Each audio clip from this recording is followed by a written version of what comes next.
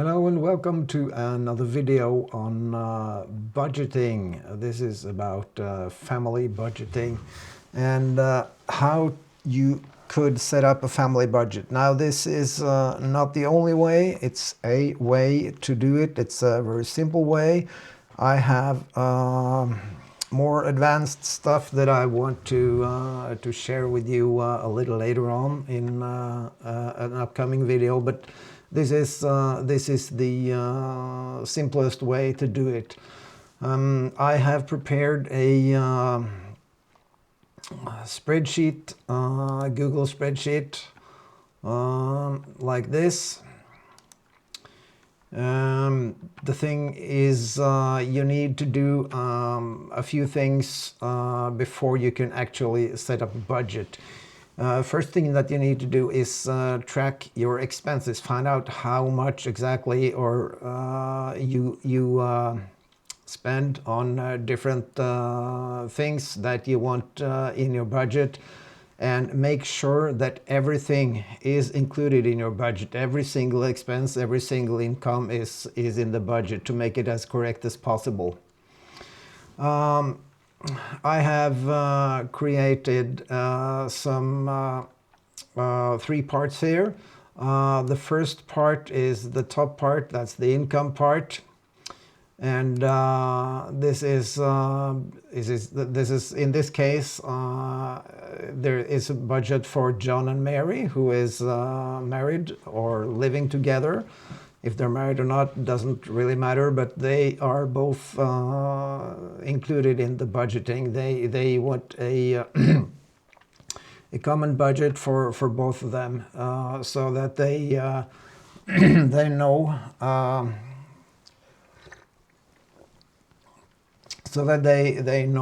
how much expenses they have, how much income they have, and they know that their cash flow is positive or negative. If it's negative, they need to do something about it. So, but the thing here is, I have put up John on line 5 with an income of $3,000 per month.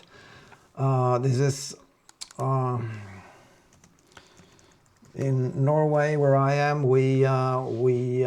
Most people, the vast majority of us in Norway, get paid once every month. If you have weekly pay, you just multiply it by 4 to get the monthly pay. Or if you choose, you can make a weekly budget. Anyway, this is a monthly budget, and John is making $3,000 a month, and Mary is making $2,000 a month. Now this is take-home pay after taxes and what they have to spend, or what they can spend every month. Total is a formula. That's the sum of B5 plus B6. And that's being used further down here. We'll get to that later. And the next section is about expenses. Here you can, of course, you can create the categories as you see fit, but the simplest way to do it is to use something like these categories. Family home, for instance, that's mortgage, common expenses. If you live in an apartment and you have monthly common expenses that you pay for keeping the property. If you're renting, or if you own an apartment or own a house or whatever, mortgage, common expenses, and other expenses related to your home or your house, basically for having a roof over your head. That's going here. And food, now you need, the food category is a little bit of a pain, because you should base that upon the real food expenses for the last 3 months. So you have to go through your bank accounts, your food expenses and everything, every single thing that you spend on food for the last 3 months should be included and set up in a spreadsheet or on a piece of paper or whatever, so that that you know exactly what you have spent for food the last 3 months. Most people who do this will probably get a little bit of a surprise when they see how much it really is that you spend on food. So if you do that, if you use 3 months, you just divide that number by 3 and get the monthly expense for food, and that goes in this cell.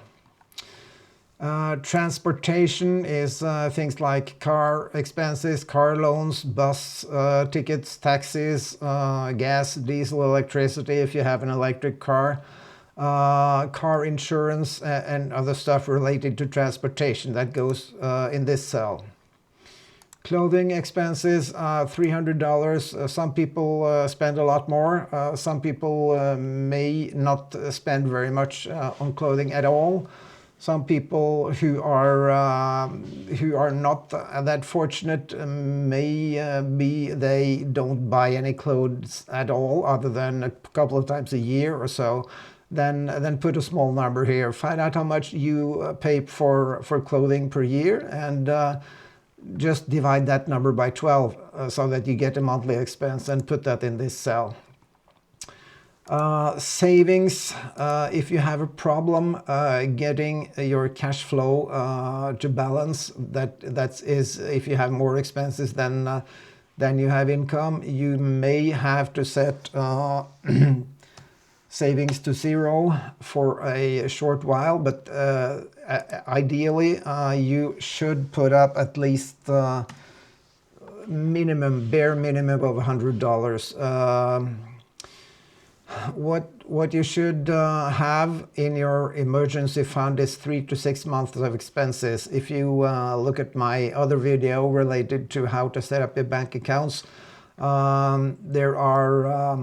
there's an expenses account, an income account, and a few more accounts. You can take a look at that video and see how we have done that.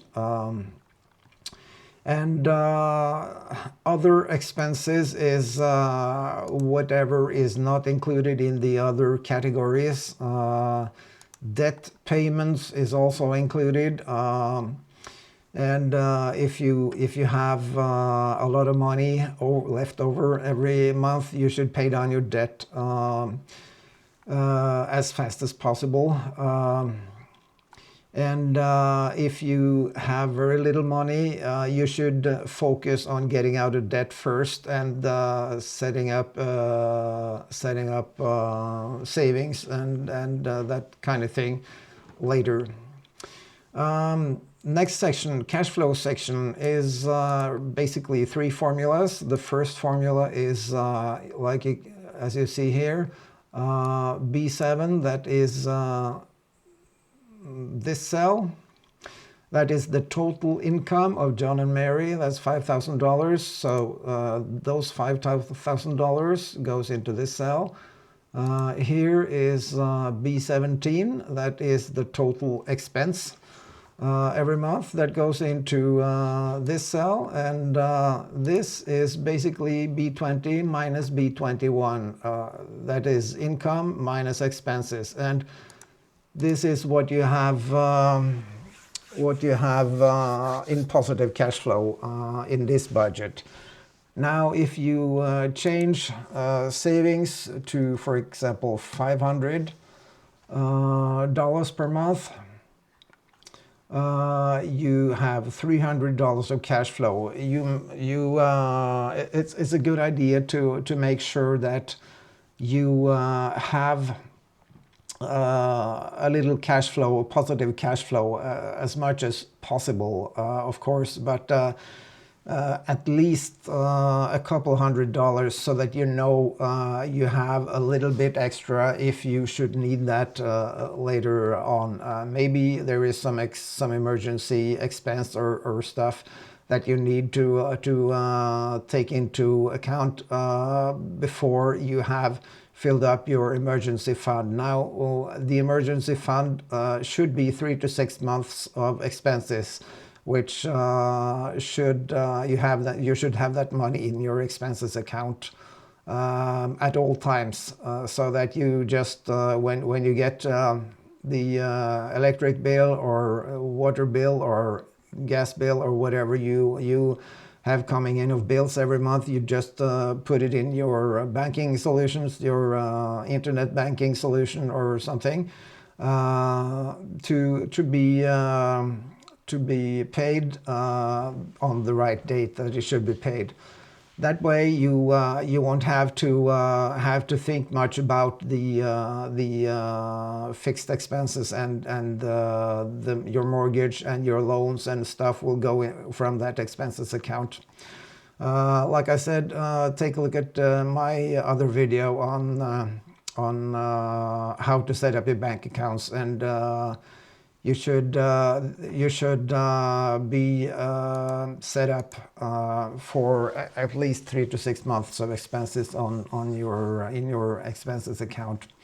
Now, before I go on, I have to tell you that I am not a financial consultant. I am not a financial advisor in any sort, shape or form or way. I am an electronics engineer who happened to have found a great way of doing budgeting and making ends meet, and having a little bit over every month, and little investments I also have, and stuff. So I feel I got a pretty good hang of this, and I hope you can take something away from this, and you can find something valuable here. Now, like I said, to find your monthly expenses, find out how much you have spent the last 3 months in the different categories: home, food, transportation, clothing, etc., and divide that by 3, and enter that number in the correct on the correct line here.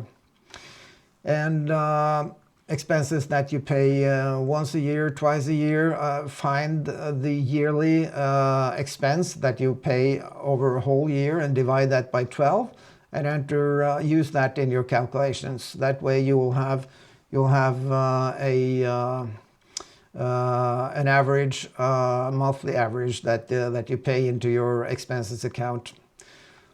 Make sure that also you enter the real expenses, not what you think you spend on the different categories, because if you put down, if you guess here, your mind will play tricks on you for sure. If you do that, you may get a surprise when you go through everything and use the real numbers. So make sure to use real numbers, and also talk this through with your family, so that they are in on the discussion, every member of your family, so that you all agree that things are looking one way or the other, and what to do about it if you find a negative cash flow. Take one category at a time, and make sure, like I said, to put up real number, find the real numbers, and find the receipts and stuff for the different categories here. Okay, that's it for today. I will make another video on a little bit more advanced example in a couple of days, and see you later. Okay, thanks for watching. Bye.